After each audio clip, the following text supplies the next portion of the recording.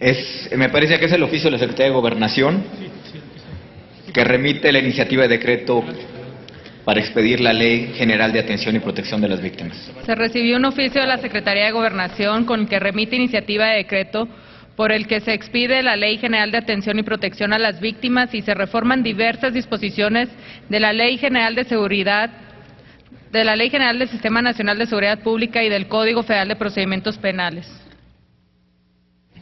Se tiene por recibida la iniciativa y se le asigna turno a las Comisiones Unidas de Justicia, de Gobernación y de Estudios Legislativos. Informo a la Asamblea que en tanto se constituyen las comisiones, los proyectos y asuntos que se les turnen quedarán en poder de la mesa directiva. Pasamos al siguiente asunto. Asimismo, se recibió un oficio de la Secretaría de Gobernación con el que se remite iniciativa con proyecto de decreto por el que se reforman y adicionan la Ley General de Contabilidad Gubernamental para transparentar y armonizar la información financiera relativa a la aplicación de los recursos públicos en los distintos órdenes de gobierno. Compañeros senadores, informo a ustedes que este asunto corresponde a los que el nuevo texto del artículo 71 constitucional identifica como iniciativa preferente y por tanto tiene un plazo establecido para su resolución. En esa virtud, esta presidencia notificará a la Junta de Coordinación Política que es necesaria la presentación de un acuerdo que proponga el trámite y el procedimiento que podría aplicarse para el análisis de este asunto, tal y como lo establece el artículo 122, tercer párrafo del reglamento del Senado, y en su momento someterlo a la discusión y votación de la Asamblea. En tanto el asunto queda en poder de la mesa directiva. Pasamos al siguiente asunto. Asimismo, se recibió un oficio de la Secretaría de Gobernación con similar de la Secretaría de Economía, con el informe estadístico sobre el comportamiento de la inversión extranjera directa en México, correspondiente al periodo de enero a junio de 2012. Se tiene por recibido el informe, en su momento se turnará a la comisión correspondiente y remítase copia a la Cámara de Diputados. Siguiente asunto. Igualmente se recibieron oficios de la Secretaría de Gobernación con los que remite el informe trimestral respecto a la operación y gestión de petróleos mexicanos correspondiente al segundo trimestre de 2012 y el informe del programa para incrementar la eficiencia operativa de petróleos mexicanos y sus organismos subsidiarios correspondiente al segundo trimestre del 2012. De la misma manera se tiene por recibido los informes. En su oportunidad se turnarán a la comisión correspondiente. Remítase copia a la Cámara de Diputados. Siguiente asunto. La Secretaría de Gobernación remite también 4 oficios con solicitudes de permiso al que se refiere el artículo 37 constitucional para aceptar y usar condecoraciones que otorgan gobiernos extranjeros y para prestar servicios en representaciones diplomáticas en México. Se dan por recibidos, se turnan en su momento a la Comisión de Gobernación. Pasamos al siguiente asunto. Se tiene por recibido un oficio del titular de la Secretaría de Marina para informar de la determinación de otorgar 29 ascensos post-mortem al personal de la Armada. Se informa al Pleno que este documento se envía bajo el fundamento del artículo 44 bis de la Ley de Ascensos de la Armada de México con propósitos informativos, por lo que esta Asamblea queda debidamente enterada. Pasamos al siguiente asunto. Se recibió un oficio de la Secretaría de Hacienda y Crédito Público con el que remite la información relativa a los montos de endeudamiento interno neto, el canje o refinanciamiento de obligaciones del erario federal y el costo total de las emisiones de deuda interna y externa correspondiente al mes de julio de 2012. Información sobre la recaudación federal participable que sirvió de base para el cálculo del pago de las participaciones a las entidades federativas, así como el pago de las mismas. Información sobre la evaluación de la recaudación para el mes de julio de 2012 e información consolidada sobre las finanzas públicas y la deuda pública al mes de julio del año en curso. Se tiene por recibida dicha información. En su momento se turnará a la Comisión de Hacienda y Crédito Público y remítase copia a la Cámara de Diputados. Pasamos al siguiente asunto. Se recibió una invitación del Gobierno del Distrito Federal para asistir a la ceremonia conmemorativa del 27º aniversario de los sismos de septiembre de 1985, a realizarse el próximo miércoles 19 del mes en curso en esta ciudad. Para asistir en representación de la Cámara de Senadores a esta ceremonia, se designa en comisión a los senadores María Alejandra Barrales Magdaleno y Mario Delgado Carrillo. Pasamos al siguiente asunto. Así también se recibió una invitación del Congreso del Estado de Guerrero para asistir a la sesión pública y solemne en la cual se rendirán honores al generalísimo don José María Morelos y Pavón y a los diputados constituyentes, la cual se celebrará el jueves 13 de septiembre del año en curso en la ciudad de Chilpancingo, Guerrero. Para asistir a dicha ceremonia, se designa en comisión a los senadores Sofío Ramírez Hernández, Armando Ríos Peters y René Juárez Cisneros. Pasamos al siguiente asunto. Se recibió de la Comisión Permanente el inventario de asuntos pendientes del segundo receso del tercer año de la 61ª legislatura. Los asuntos de este inventario están publicados en la Gaceta, se turnarán en su momento a las comisiones correspondientes.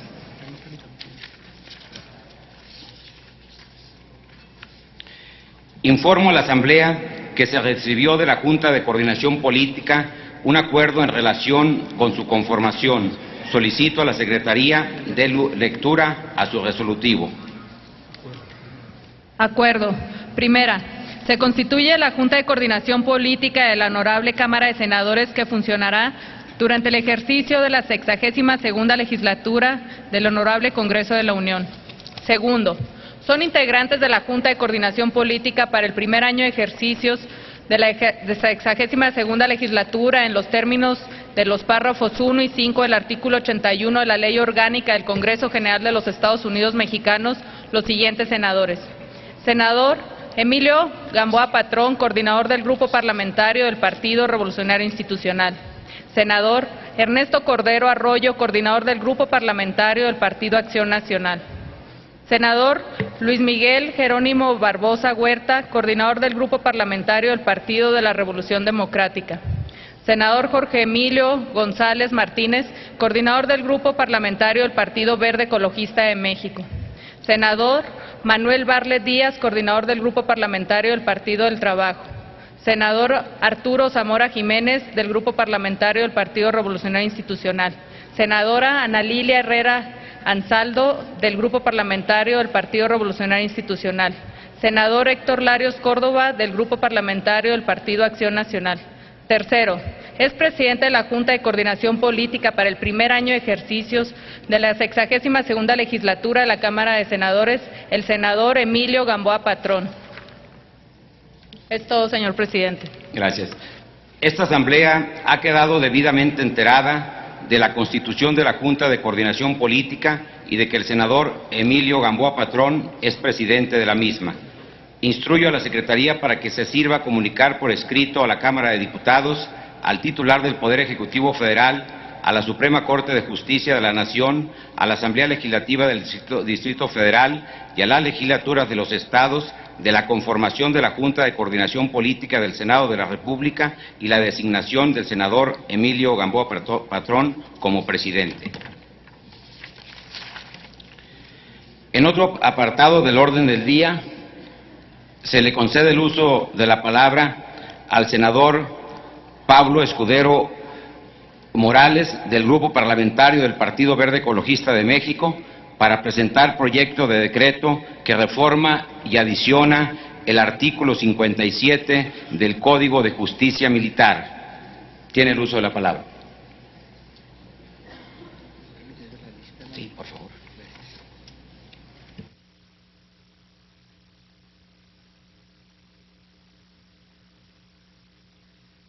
Cinco minutos.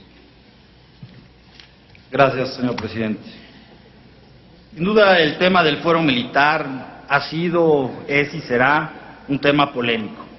Así lo vivimos en la Cámara de Diputados la legislatura pasada, con diferentes iniciativas que presentamos, Recuerdo alguna de ellas interesante de nuestro compañero senador hoy en día, Alejandro Encinas. Pero más allá de las anécdotas de la legislatura pasada, es obligado recordar la historia, porque esta discusión lamentablemente no es nueva.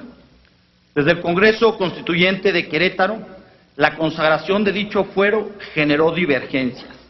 Así lo recoge el Diario de los Debates de 1917, del 8 y 10 de enero, donde justamente se debatía acaloradamente el fuero militar. La votación, 122 diputados a favor de conservar el fuero de guerra y 61 votos en contra. Sería importante revisar el voto particular que hace Francisco Mujica, muy interesante. A este respecto, y haciendo una comparación entre las constituciones del 57 y del 17, ha existido una marcada tendencia a restringir y casi desaparecer el fuero de guerra. Si actualmente subsiste, se debe a que se cree necesario para mantener la disciplina militar en el ejército, aunque tal opinión no es unánime y muchos no la compartimos. En el derecho comparado encontramos circunstancias similares a lo dispuesto por el artículo 13 constitucional. Está ahí la Constitución de España de 1978, que dispone en su artículo 117 el principio de unidad jurisdiccional es la base de la organización y funcionamiento de los tribunales. La ley regulará el ejercicio de la jurisdicción militar en el ámbito estrictamente castrense y en los supuestos de estado de sitio, de acuerdo con los principios de la Constitución. Por otra parte, en estricto apego a lo dispuesto por la Constitución Política de los Estados Unidos Mexicanos, el Estado mexicano ha suscrito y ratificado diversos tratados internacionales en materia de derechos humanos que al día de hoy han sido soslayados al no acatar las sentencias emanadas de los tribunales y organismos internacionales de derechos humanos. Sin duda, los casos más recientes, más importantes, es el de Rosendo Radilla, y como comentábamos hace un rato que se ha estado discutiendo en la Suprema Corte de Justicia, el caso de Yetro Ramsés Sánchez. En la primera sentencia señalada se ponderan elementos que son de gran relevancia. La Comisión Interamericana señaló que la actuación de la justicia penal militar constituye una violación a los artículos 8 y 25 de la propia Convención Americana, ya que no cumple con los estándares del sistema interamericano respecto a casos que involucran violaciones a derechos humanos, principalmente por lo que se refiere al principio de tribunal competente. Por no ser los tribunales competentes para conocer de un caso grave a violaciones de derechos humanos y contravenir los principios de independencia e imparcialidad. La Comisión Interamericana ha señalado reiteradamente que la jurisdicción penal militar en los estados democráticos, en tiempos de paz, ha tendido a reducirse e incluso a desaparecer. En un estado democrático, la jurisdicción penal militar ha de tener un alcance restrictivo y excepcional y estar encaminada a la protección de intereses jurídicos especiales vinculados a las funciones de las fuerzas militares. Por ello, el tribunal ha señalado anteriormente que en el fuero militar solo se debe de juzgar a militares activos por la comisión de delitos o faltas que por su propia naturaleza atenten contra bienes jurídicos propios del orden militar. La Corte ha establecido que, tomando en cuenta la naturaleza del crimen y el bien jurídico tutelado, la jurisdicción penal militar no es el fuero competente para investigar y, en su caso, juzgar y sancionar a los autores de violaciones de derechos humanos. Como podemos ver, la historia nos llama. Esta discusión que se tenía en el 17 tenemos que darle. La otra opción sería esperar, como lo hicimos la legislatura anterior, a que la Corte nos haga la tarea, esperar a que exista jurisprudencia o esperar a ver estas discusiones que están teniendo los magistrados en la Suprema Corte de Justicia. Es momento que este Senado tenga este debate, que resolvamos este tema conforme a derecho. Muchas gracias por su atención. Señor presidente, tengo dos proposiciones de urgente lluvia de resolución agendados. Quisiera pedirle el primero, en razón que el senador Delgado lo ha presentado casi en el mismo sentido respecto a los acontecimientos al vehículo blindado de Estados Unidos, que se ha turnado a las comisiones respectivas.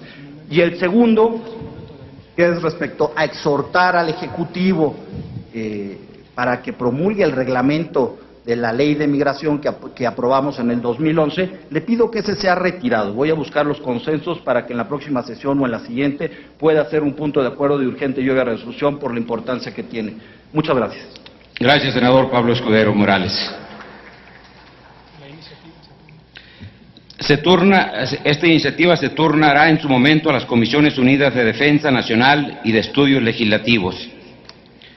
Tiene el uso de la palabra la senadora Diva Adamira Gastelum Bajo, del Grupo Parlamentario del Partido Revolucionario Institucional, para presentar proyecto de decreto por el que se reforman diversos artículos de la Ley Agraria.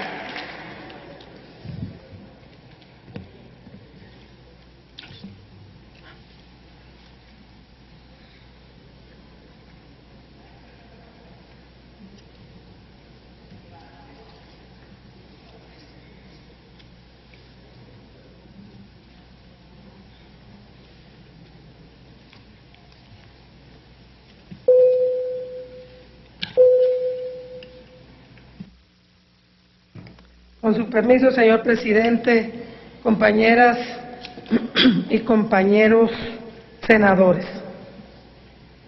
Deseo, señor presidente, que la iniciativa que he presentado, como tiene, considerándose importantes, una exposición de motivos que pinta la reforma que hoy presento a nombre de mis compañeros y compañeras del Grupo Parlamentario del PRI, pueda ser íntegramente incluida en el acta del desarrollo de esta sesión. Con gusto, señora senadora. Muchas gracias. Y me referiré a esta reforma en una síntesis que he preparado, esta reforma a una ley que poco se toca, poco se escucha, poco se atiende, como es la Ley Agraria. Y si nos basamos en la necesidad de ver el tema de una ley agraria en la materia con paridad de género, vamos a encontrar que tiene grandes deficiencias y lagunas que tenemos que atender. Entonces, revisaremos cómo en las autoridades ejidales la presencia de las mujeres no existe como tal. La historia no marca la presencia de una mujer en la administración pública federal en la materia y adolece de una serie de vacíos en cuanto a poder visibilizar también la presencia de los hombres y las mujeres campesinas. Por eso hoy presento una reforma al artículo 32, referente a lo que tiene que ver con los comisariados ejidales, a los consejos de vigilancia, a las obligaciones que se tienen que observar en las asambleas generales, también en la Procuraduría Agraria, la presencia de las mujeres para ser nombradas, porque esto permitirá reforzar la legislación vigente en materia de igualdad de género para la participación de las mujeres campesinas. Ellas demandan una participación más activa en las decisiones y en la dirección de las autoridades ejidales. Esto va a permitir que tengan voz y voto, no solamente el trabajo permanente que realizan las mujeres del campo. Es así como hace bastantes años, 1929, aparecen las GUAIM, que son las unidades agrícolas para las mujeres. Unidades importantes donde las mujeres se agrupan para desarrollar actividades con este propósito.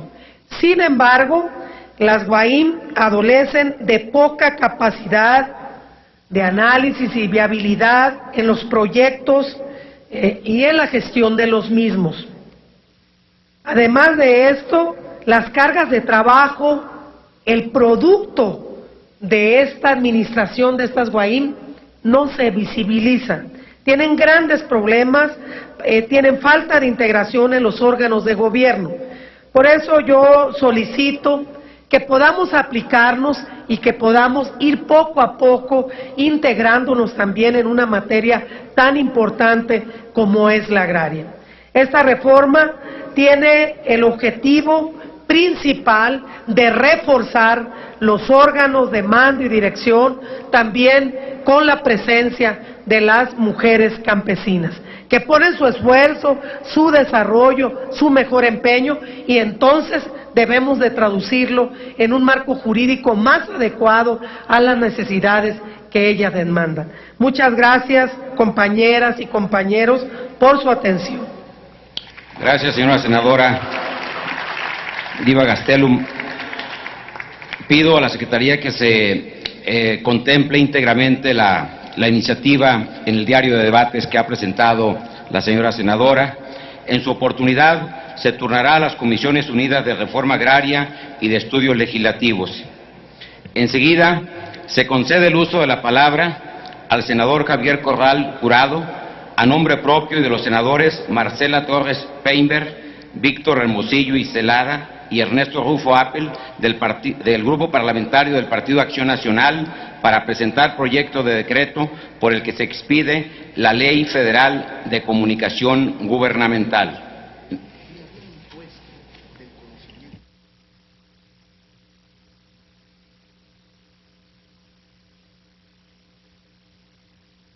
Gracias, señor presidente.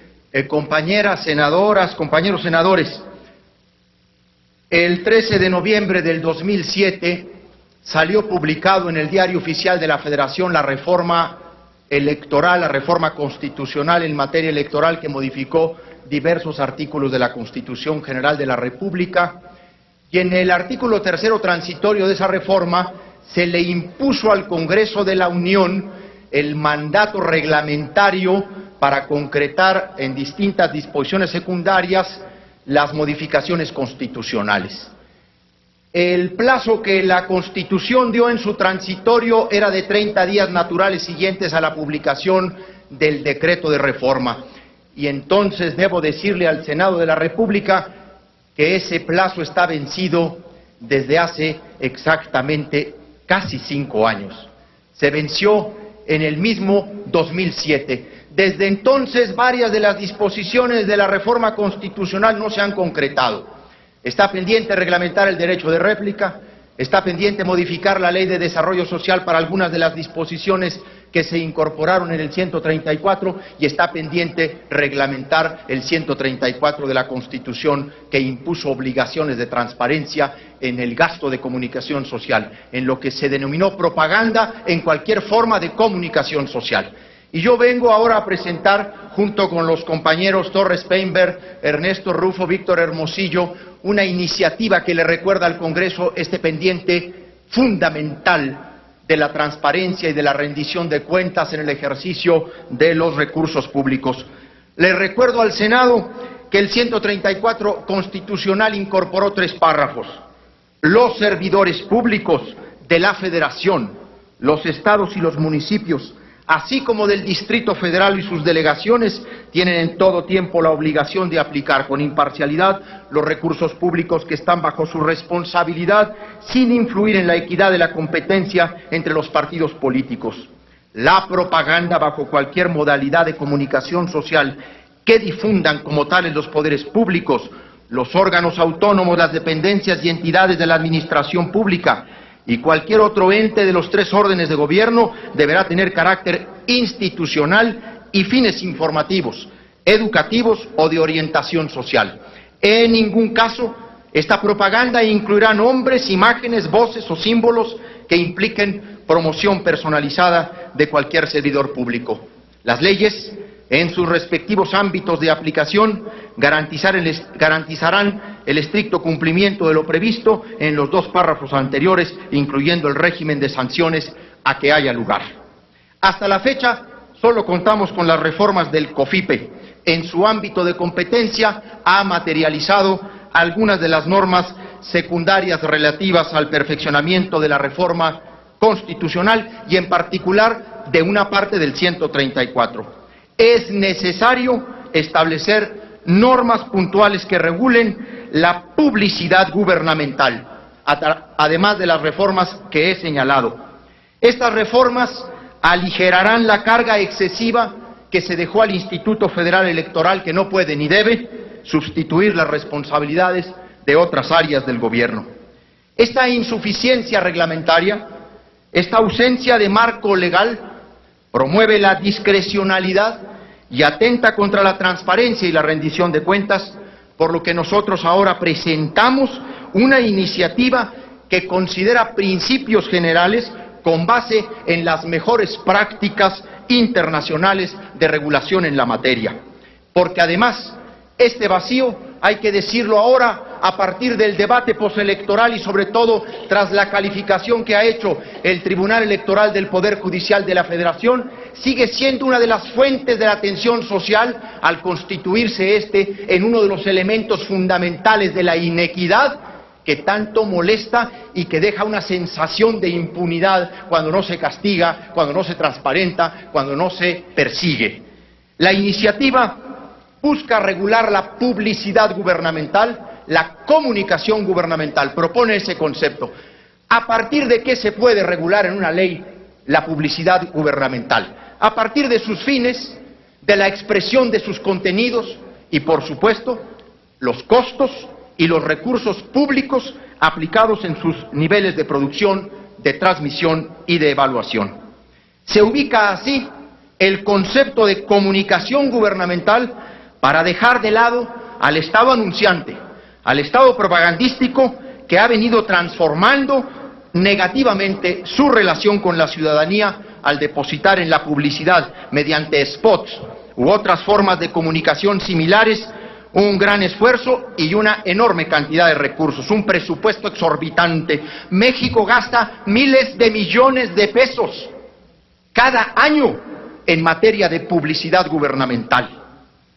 Es fundamental transformar la finalidad de la publicidad gubernamental para atender el derecho a la información de los ciudadanos y la responsabilidad de informar sobre los actos de gobierno que les afectan.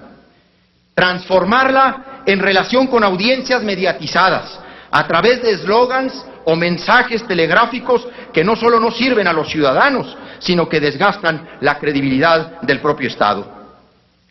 ¿Por qué el Estado, incluso por qué los poderes de la Unión, tienen que pagar y que contratar publicidad para anunciar logros del gobierno cuando está en el estricto sentido del cumplimiento de su deber constitucional?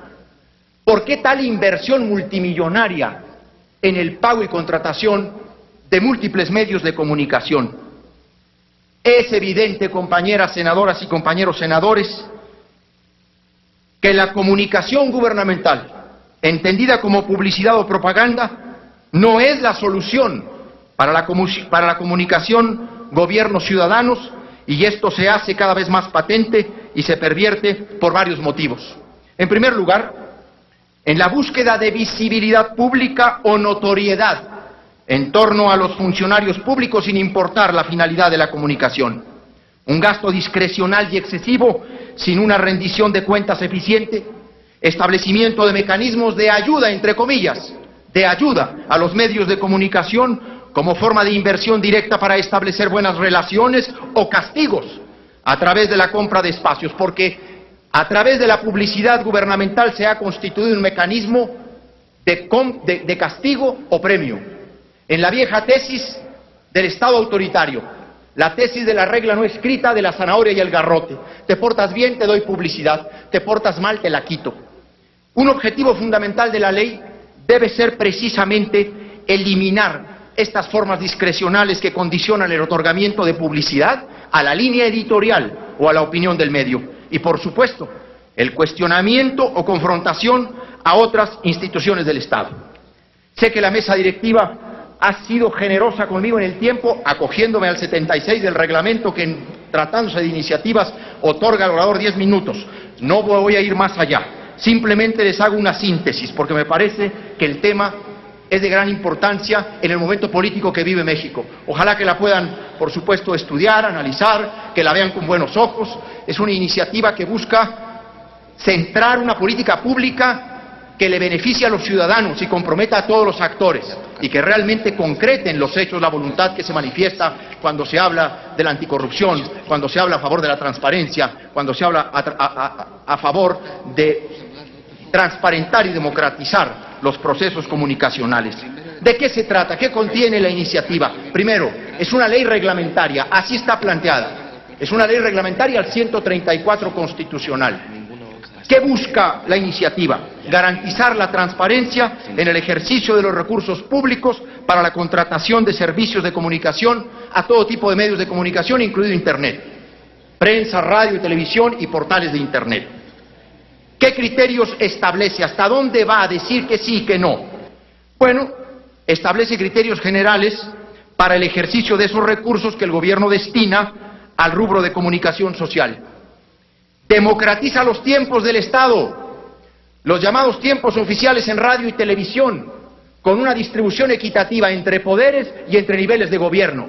Pero además prohíbe que se contrate mientras no se agoten los tiempos del Estado en radio y televisión, para generarle un ahorro considerable al Estado mexicano. Y por supuesto, evita que la comunicación gubernamental se convierta en ese instrumento de premio o castigo. No crea más burocracia, no crea un gran órgano, no está hablando de un funcionariado nuevo, porque la iniciativa es absolutamente congruente con el principio constitucional que el 134 reconoce en materia de fiscalización de ejercicio de recursos públicos, la Auditoría Superior de la Federación. Eso sí, amplía la participación ciudadana en la vigilancia de una política tan importante como esta, porque crea el Consejo Consultivo para la evaluación y seguimiento de la comunicación gubernamental. Es una iniciativa que, de aprobarse, puede empezar una nueva época en la rendición de cuentas, en la transparencia de una zona, de una materia que necesita Señor senador, de regulación. informo que su tiempo se ha terminado. Gracias, señor presidente, a todos ustedes también por su comprensión. Ojalá que en cuanto se formen las comisiones podamos empezar a discutir esta iniciativa. Por su atención, Gracias, muchas gracias, señor senador Javier Corral. Señor Daniel, ¿para qué asunto? Presidente, para preguntarle y solicitarle al senador Javier Corral Jurado el permitirme adherirme y suscribir este proyecto de decreto que expide la Ley Federal de Comunicación Gubernamental por considerarla de interés para mi estado de Yucatán y para la República. ¿Es cuánto? Gracias, señor senador. Solicito a la Secretaría tome nota de la propuesta del compañero senador. Señor senador Pablo Escudero, ¿para qué asunto? Gracias, señor presidente. Una moción de conducción, señor presidente, y se lo digo con respeto. Quisiera conocer cuál es el criterio para dar el tiempo. Cuando yo subí a la tribuna, a sabiendas del artículo 76 y 172 del reglamento, que nos da a los senadores hasta 10 minutos para presentar una iniciativa, le pregunté que cuánto tenía, y usted me dijo que 5 minutos. Ahora mi compañero Corral ha subido, usted le ha dado hasta 10 minutos. Entonces quisiera saber cuál es el criterio para la conducción de aquí en adelante de las sesiones y para que todos tengamos un trato igual. Gracias. Tiene usted toda la razón, señor senador. El 76 da hasta 10 minutos en el caso de iniciativas, pero hoy por la mañana en la reunión de la mesa directiva se tomó el acuerdo que se comentaría con los grupos parlamentarios que en el caso de las iniciativas se diera hasta 5 minutos, pero indudablemente que el senador o senadora que quiera acogerse a lo que señala, al derecho que le señala las normas internas, indudablemente está en todo su derecho, y le pido una disculpa si no se le dio el tiempo mayor, pero fue en función de ese acuerdo, pero indudablemente que quien quiera respetar el acuerdo estará abierto para ello, y quien quiera acogerse a lo que señalan las normas que definen la vida interna del Senado, indudablemente que respetaremos íntegramente el derecho que tiene cada senadora y cada senador en el uso de la palabra. En su momento se turnará a las Comisiones Unidas de Comunicaciones y Transportes, Gobernación y de Estudios Legislativos. En el apartado de proposiciones tiene el uso de la palabra la senadora Viva Adamira Gastelum Bajo, del Grupo Parlamentario del Partido Revolucionario Institucional, para presentar punto de acuerdo que exhorta al Ejecutivo Federal a ratificar el convenio 156 de la Organización Internacional del Trabajo sobre trabajadores con responsabilidades familiares. En el uso de la palabra.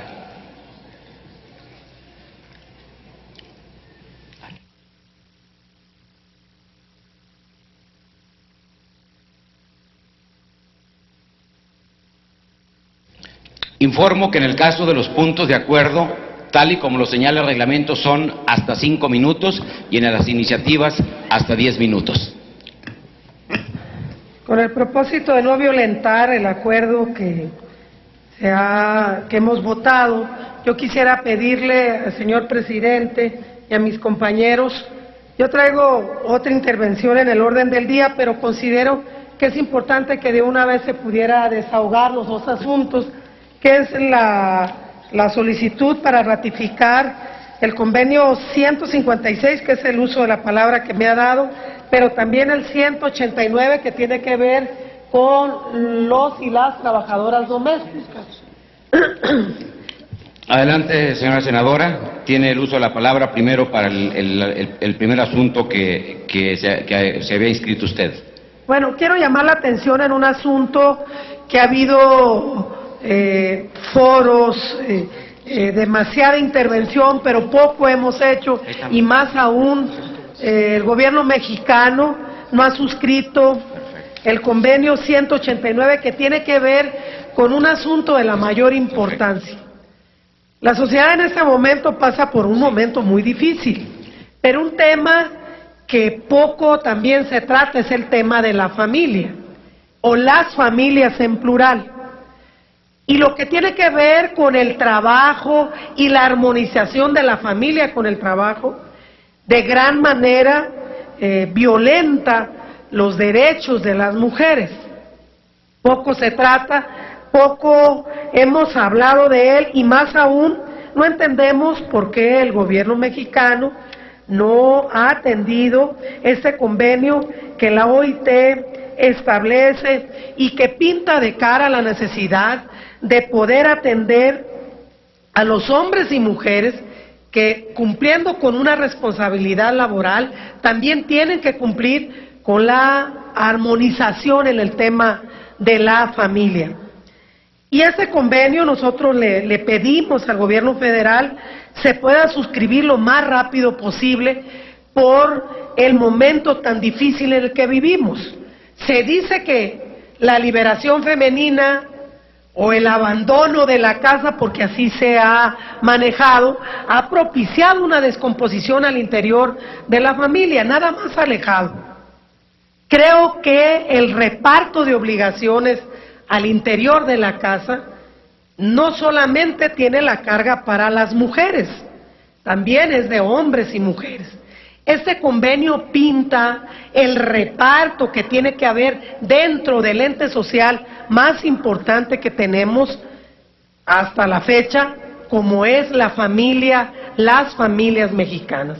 Por eso, mi grupo parlamentario, quienes lo integramos, creemos de la mayor importancia la urgencia de que se pueda suscribir este convenio de la OIT que tiene que ver con el trabajo y familia al efecto de combatir la desigualdad en los roles familiares.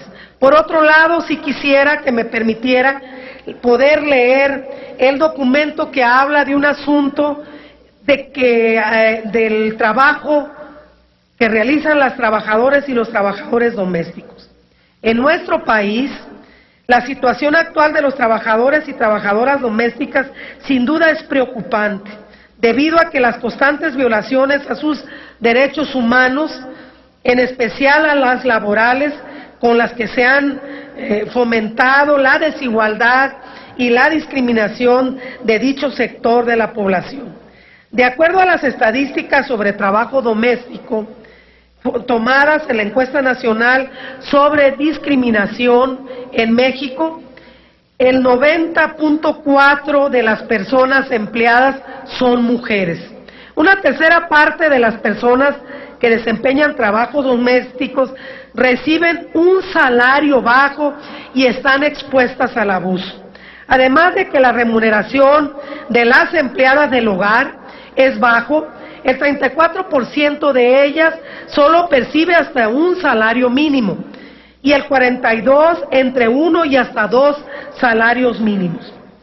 INEGI ha manejado cómo el problema de los y las trabajadoras domésticas es muy serio.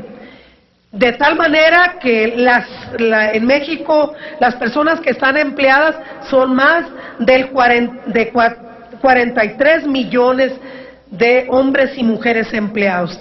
De esos 43 millones, 2 millones son de trabajadores y trabajadoras del hogar. El problema del abuso laboral que tienen estas personas, jornadas que van más allá de lo que marca la ley de 8 horas de trabajo, que no cuentan con las prestaciones, que no tienen un salario decente como se habla, un trabajo decente como maneja la OIT, nos obliga más que nunca a suscribir este convenio que México no entiendo por qué no lo ha hecho. Si ha suscrito más de 76 convenios en materia laboral, ha evadido la responsabilidad que tiene en el tema de los y las trabajadoras domésticas.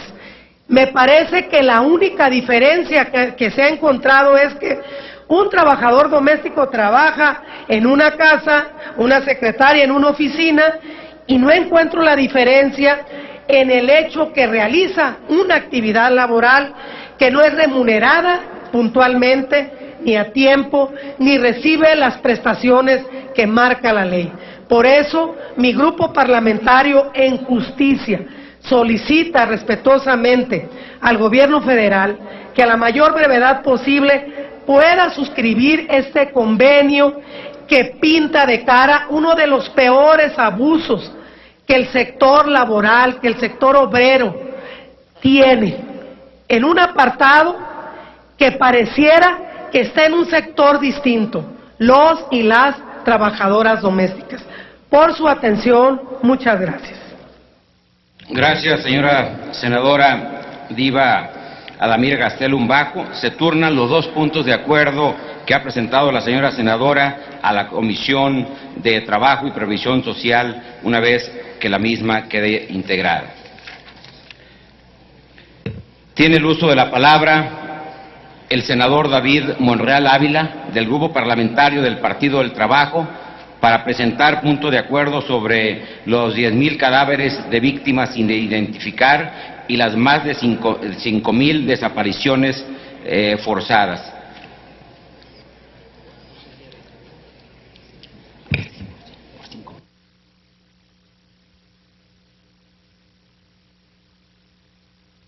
Con su venia, señor presidente, senadores y senadoras,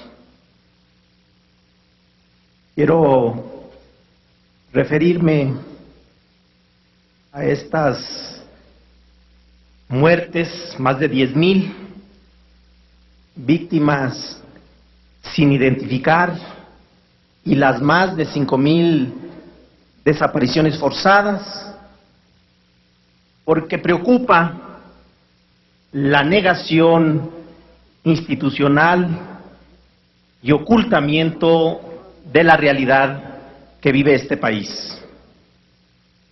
El artículo 69 de la Constitución Política de los Estados Unidos Mexicanos expresa en su párrafo primero que en la apertura de sesiones ordinarias del primer periodo de cada año de ejercicio del Congreso, el presidente de la República presentará un informe por escrito en el que manifieste el estado general que guarda la administración pública del país.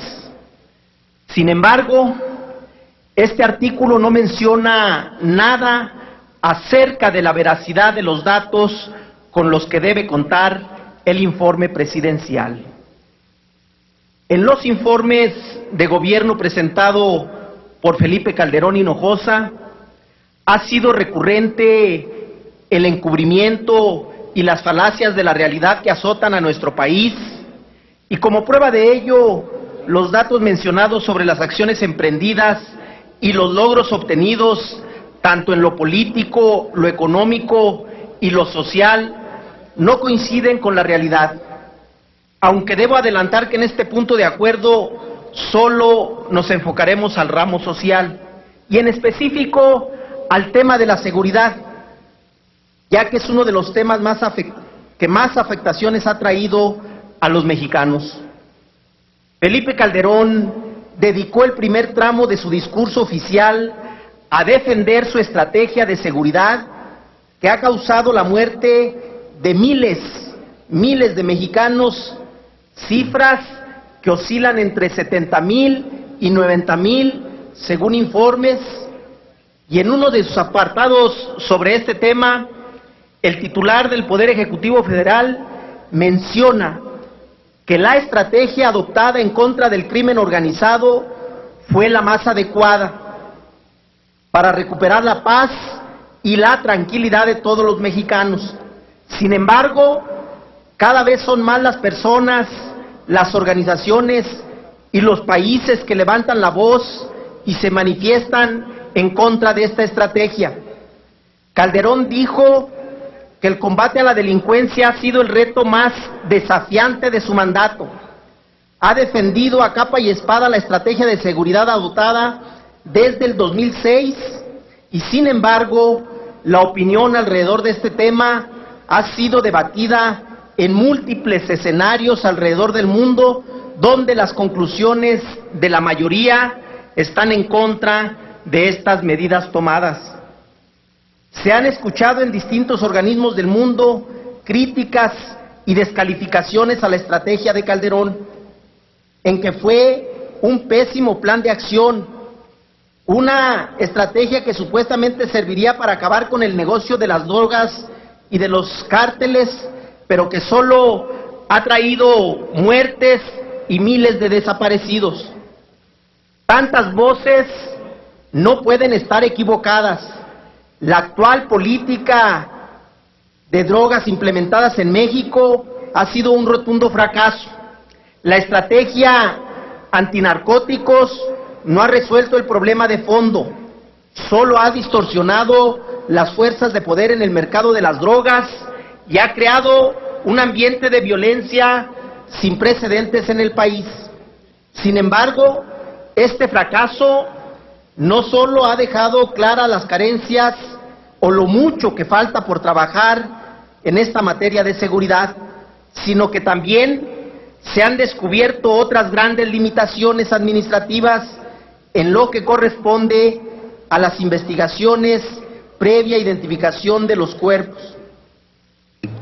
Por eso, hoy, después de lo escuchado en este mensaje del presidente, me parece que no es ocultando la realidad de nuestro país cómo se resolverán los problemas.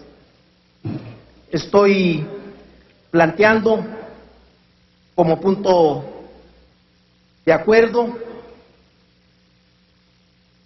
primero, exhortar al Poder Ejecutivo Federal para que a través de la Procuraduría General de la República y de la Secretaría de Seguridad Pública envíe un informe real de la situación que guarda la seguridad pública de nuestro país. Segundo, exhortar a la Procuraduría General de la República para que envíe a este recinto un informe pormenorizado acerca de los más de 10,000 cadáveres sin identificar que se han registrado y de las más de 5,000 desapariciones forzadas. ¿En qué estatus se encuentra la investigación de estos?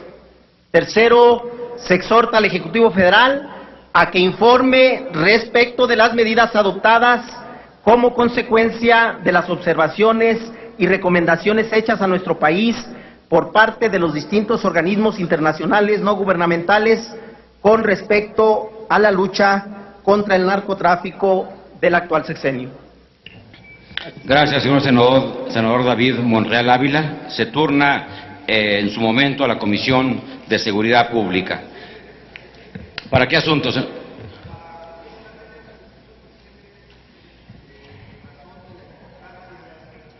Naturaleza de esta proposición, solicitarle, tengan bien también turnarla a la Comisión de Derechos Humanos, si es tan amable.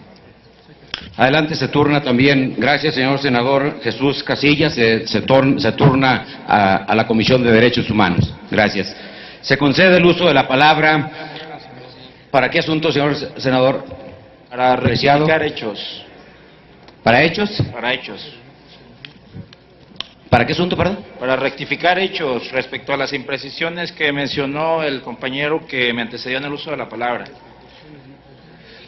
Estamos ahorita en el apartado de proposiciones y por lo tanto no procede la discusión en torno a la rectificación de hechos o alusiones personales. Gracias. Se concede el uso de la palabra al senador Isidro Pedraza Chávez, a nombre del propio y del senador Benjamín Robles Montoya, del Grupo Parlamentario del Partido de la Revolución Democrática, para presentar punto de acuerdo que exhorta al Ejecutivo Federal a liberar de inmediato los recursos económicos aprobados en el presupuesto de la Federación 2012 a favor de los extrabajadores mexicanos braceros. Tiene el uso de la palabra.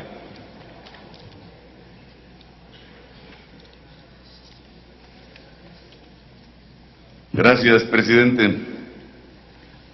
Este punto de acuerdo es suscrito, como bien usted lo dijo, por el senador Ángel Benjamín Robles Montoya y también por el senador José Asunción Orihuela Bárcenas, del Grupo Parlamentario del PRI, aquí presente.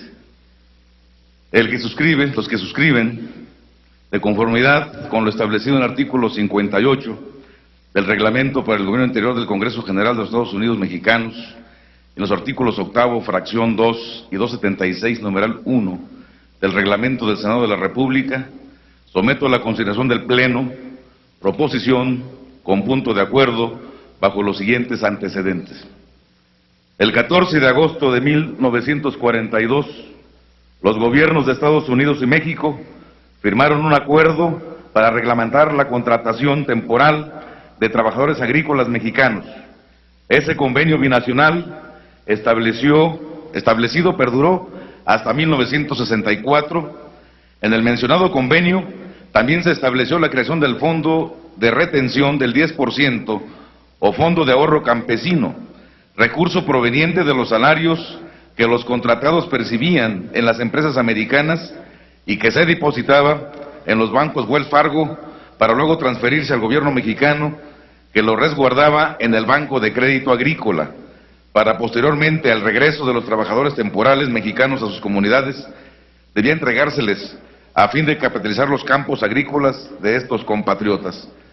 El resultado de este acuerdo binacional con respecto a este fondo de ahorro fue que los gobiernos en turno desaparecieron impunemente los ahorros de más de 3.5 millones de braceros que fueron a los campos agrícolas norteamericanos a suplir la mano de obra norteamericana, la cual estaba participando en la Segunda Guerra Mundial. Aun cuando existen antecedentes de la entrega de los recursos económicos del gobierno americano a los gobiernos en turno de nuestro país, resulta que dicho fondo desapareció sin que hasta la fecha a algún funcionario presidente de la República se le cuestione o se le haga responsable de este atraco millonario realizado a los exbraceros de 1942 a 1964. Pasaron muchos años de reclamos por los exbraceros, tratando de demostrar el derecho que les asiste. en base a todos los documentos y comprobantes que les fueron proporcionados tanto por el gobierno mexicano como por el gobierno y las empresas contratantes de Estados Unidos. Es hasta mayo del 2005 que el Congreso de la Unión aprueba y decreta la ley que crea el fideicomiso de administración al Fondo de Apoyo Social para Extrabajadores Migratorios Mexicanos y que se establece un apoyo económico por 38,000 pesos por una sola ocasión a cada extrabajador que demostrara haber estado trabajando en los campos agrícolas con documentos probatorios que les exige la ley. Al cumplirse lo anterior, se estableció un compromiso de resarcir en parte la deuda histórica con estos mexicanos, aunque los recursos con los que se paga sean de los presupuestos de la Federación, estrictamente hablando de los contribuyentes cumplidos de este país. Consideraciones. En la legislatura pasada se aprobaron en los 3 años de ejercicio más de 5,100 millones de pesos, cifra histórica que actualmente está permitiendo apoyar a más de 109,000 exbraceros, con lo que sumado de los beneficiarios de años anteriores se beneficiarían aproximadamente a 194,000 exbraceros o sus familiares de los 3.5 millones de mexicanos que trabajaron en esos años.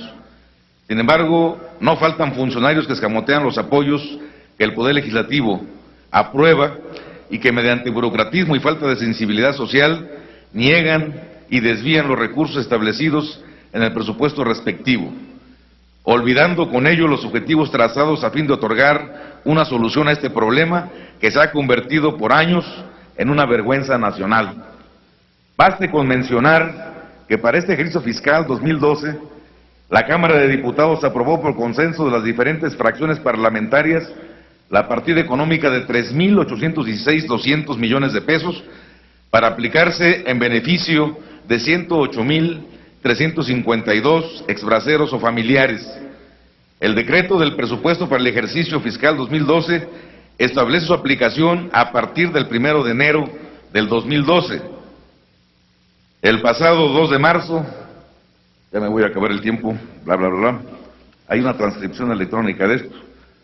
Por lo tanto, solicito que se establezca un punto de acuerdo, que se exhorta al titular del Poder Ejecutivo a que instruya a la Secretaría de Hacienda y Crédito Público para liberar a la brevedad la cantidad de 151,500 millones de pesos que son parte de la partida 3,816,200 millones de pesos, que son recursos económicos aprobados por el presupuesto de la Federación 2012 para el pago del apoyo social de una gran cantidad de extrabajadores migratorios mexicanos, dado en Salón de Sesiones de la Cámara de Senadores a los 4 días del mes de septiembre del 2012. Dígame, señor Fayad, ¿para qué asunto? Sonido al escaño. Presidente, para 2 asuntos. El primero de ellos, para manifestarle al ponente que este es un tema de mucho interés para el Partido Revolucionario Institucional y que mi partido en la pasada legislatura hizo un esfuerzo especial, conjunto con todos los grupos parlamentarios, para poder sacar adelante un presupuesto histórico que aquí se ha referido por él mismo, de más de 5,100 millones de pesos para poder ayudar a los exbraceros. En este sentido, quisiera primero plantearle que fue nuestra compañera diputada priista Hilaria Domínguez quien presenta este punto en la Cámara de Diputados y que con el consenso de toda la Cámara se logra este presupuesto histórico. Que comparto con el ponente que ha habido una absoluta falta de sensibilidad social por parte de muchos funcionarios, por lo que los recursos hoy no han podido terminar de bajar a la gran cantidad de exbraceros que quedan pendientes de recibir este apoyo que beneficiaría a más de 109,000 compañeros. Y pedirle que me permita, junto con el ponente, junto con Isidro Pedraza y junto con el compañero Chon Orihuela, suscribir este punto de acuerdo para que exhortemos al Ejecutivo Federal y a las autoridades competentes que bajen los recursos necesarios para poderle resarcir a los compañeros exbraceros por una parte, y dos, que se amplíen los mecanismos de búsqueda de los mismos para poderles llevar el pago respectivo. Es cuanto, señor presidente. Gracias, senador Fayad. Pregunto al senador Isidro Pedraza si acepta la suscripción que está haciendo el señor senador Omar Fayad. Sí, y también lo está firmando el senador David Penchina, me lo manifestó. Y acá hay otra solicitud. Gracias. Pido a la Secretaría que se anexe nada más la adhesión de los compañeros senadores. ¿Para qué asunto? Adelante. Señor senador Isidro Pedraza, ¿acepta usted la pregunta del senador Gracia? Sí, adelante. Como usted bien menciona, este tema viene de décadas atrás. Quisiera saber en qué gobiernos federales se le dio una solución, aunque sea parcial, pero ya casi al 100% a este problema. Bueno, se inició en la legislatura 59, fue a través de la Cámara de Diputados. ¿Quiere que le diga que estaba de presidente Vicente Fox? Pues ahí estaba él cuando empezó este programa. Continúe, señor senador, en el uso de la palabra. No, yo ya concluí con esto y agradezco las integraciones, las sumas de los adhesiones de los compañeros senadores a este punto. Gracias, señor senador. Perdón, acá hay ¿Para otra qué pregunta. asunto, señor senador Jesús? Solicitarle si acepta la adhesión de un servidor, dado que represento uno de los estados de la República que expulsa más mano de obra del extranjero y que particularmente en Jalisco hay un buen número de extranjeros que no han recibido el apoyo. Entonces, en ese sentido, solicitarle si tiene a bien aceptar la adhesión de un servidor a su proposición. Bienvenido. Señor Pedraza, ¿acepta usted la adhesión? Sí, bienvenida. Se incorpora la adhesión también. Gracias. Pido, Ahí hay ¿para otra. qué asunto? Señor senador Pablo Escudero, ¿para qué asunto? Ríos Peter. Sí. Señor Ríos Peter. Sí, presidente, solamente para hacer una precisión respecto al comentario que hace el senador Gracia. No fue una propuesta del titular del Ejecutivo, fue en la 61 legislatura, es decir, la que acaba de terminar, por mandato de los diputados y diputadas de dicha legislatura, especialmente por las fracciones del PRD y del PRI, que se conformó la Comisión Especial para Atención de Exbraceros. Monto que se asignó para para este tema fueron los 5,000 millones de pesos, de tal manera que es bueno que se hagan estas precisiones, porque no se vale hacer Señor senador, la pregunta tendría que ser al orador, así es que le agradezco su comentario y en su oportunidad se turnará dicho punto de acuerdo a la Comisión de Hacienda y Crédito Público. Gracias, señor senador. Gracias. El senador Pablo Escudero Morales, Derechos Humanos, lo cual instruyo a la Secretaría para que se haga lo conducente. Tiene ahora la palabra el senador Zoé Robledo Aburto, del Grupo Parlamentario del Partido de la Revolución Democrática, quien presentará punto de acuerdo para crear la Comisión Especial para la conmemoración del centenario de la gesta histórica del senador Belisario Domínguez Valencia. Tiene el uso de la palabra, señor senador.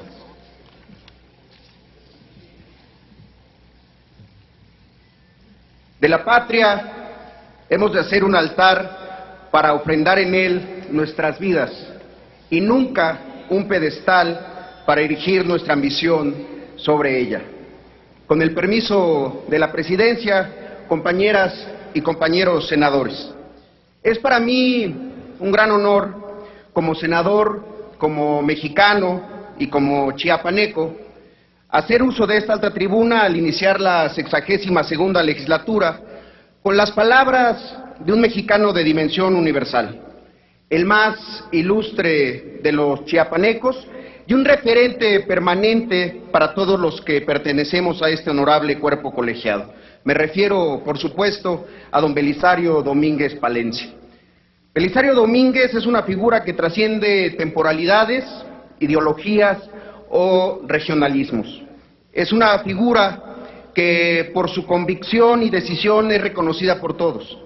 Es un ejemplo que nos advierte de los alcances de la función pública y más aún de la función de quienes tenemos la delicada responsabilidad de la representación popular. Don Belisario Domínguez concita acuerdos. Don Belisario Domínguez nos une como mexicanos. Como todos sabemos, el senador Domínguez resultó electo senador suplente por el estado de Chiapas en 1912, cargo que ejerció en calidad de propietario tras la muerte del senador Leopoldo Gut en marzo de 1913.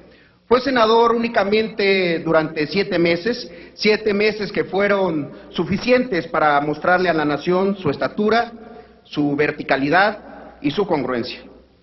El senador Domínguez fue asesinado cobardemente por órdenes de Victoriano Huerta el 7 de octubre de 1913 en el cementerio de Xoco, en Coyoacán, tras distribuir sus emblemáticos discursos de los días 23 y 29 de septiembre, en donde valerosamente y a riesgo de todo, desde la más alta tribuna de la República, el Senado de la Nación, denunció a un régimen ilegítimo y a Huerta como un traidor y como un asesino.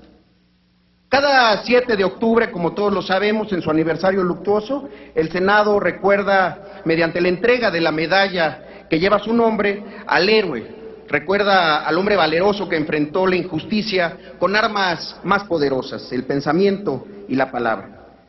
Y don Belisario es un héroe justamente porque sostuvo con firmeza la verdad, con la vulnerabilidad de un héroe civil y la grandeza de los personajes épicos, de una lección sobre el cumplimiento de los deberes de los ciudadanos cuando ven en peligro a las instituciones políticas de su país. Es un héroe porque, para recordar la vigorosa expresión del poeta Jaime Sabines, anduvo con su propia muerte en las manos. En 2013, habrá de cumplirse el centenario del sacrificio de este gran mexicano a favor de la verdad, contra la usurpación y contra la deslealtad. Compañeras y compañeros senadores, por estas razones, por los altos valores que se desprenden de la vida y obra de Belisario Domínguez Palencia, es que respetuosamente someto a esta asamblea una proposición con punto de acuerdo para crear la comisión especial para la conmemoración del centenario de la gesta histórica del senador Belisario Domínguez Palencia. Esta comisión tendrá como objetivo coadyuvar a organizar e impulsar las actividades conmemorativas de divulgación y de formación cívica que se realicen en honor a la vida y gesta histórica de Belisario Domínguez. Cumpla con su deber la representación nacional y la patria será salvada. Esta sentencia de Belisario Domínguez, que en el año 2013 creo que se hace más vigente y que estamos obligados a responder con nuestra conducta como senadores de la República. Esta representación tiene una responsabilidad histórica, no solamente política. Tenemos la obligación y el deber de asumir con entrega y convicción los grandes retos que como nación tenemos, tal y como lo hizo Belisario Domínguez. Su lección de lealtad con la patria no es solo una oportunidad para el recuerdo cívico, es la ocasión para hacer valer el compromiso de la política con el futuro de la nación y la necesidad de construir la historia nacional con dignidad. Es cuanto, senador presidente. Gracias, senador Zoé Robledo Aburto. Señor Álvarez, ¿para qué asunto? Albores, perdón. Le pido que le den sonido al escaño del senador Albores. ¿Ya? Preguntarle a mi paisano senador si me permite adherirme a la proposición. Senador Zoé Robledo Aburto, ¿acepta usted la adhesión del senador Albores al punto de acuerdo que ha presentado? Muchas gracias. Gracias. Tome nota la Secretaría de ello. Túrnese a la Junta de Coordinación Política. Enseguida tiene el uso de la palabra el senador Mario Delgado Carrillo, del Grupo Parlamentario del Partido de la Revolución Democrática, para presentar punto de acuerdo con relación a los recientes hechos donde se ven involucrados agentes de la CIA y del gobierno mexicano.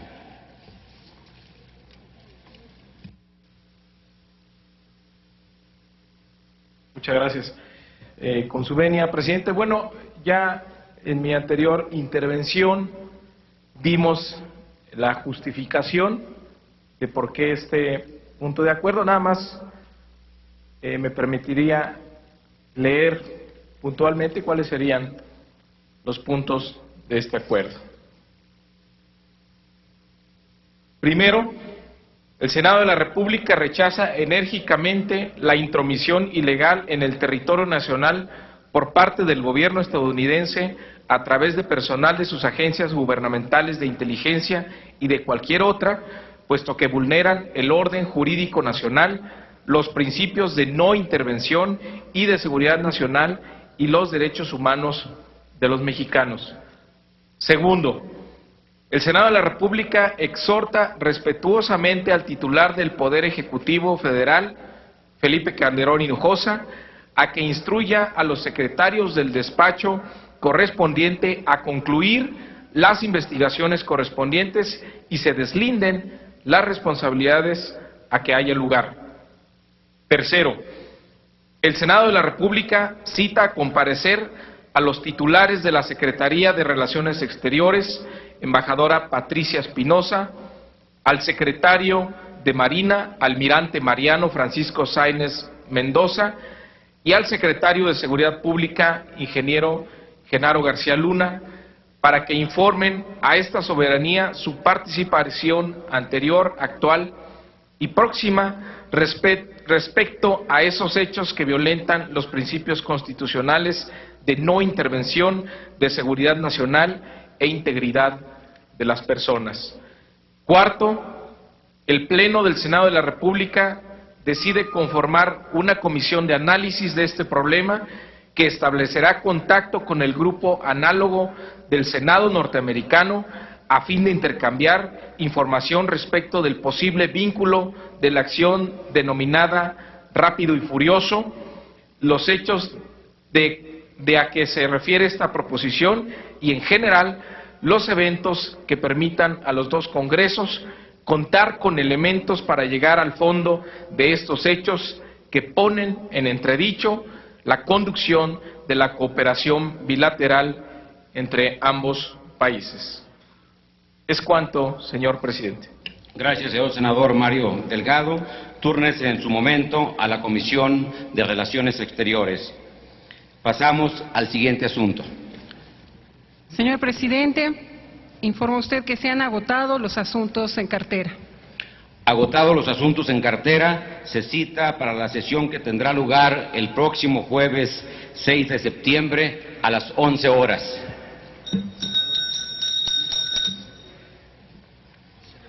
Se levanta.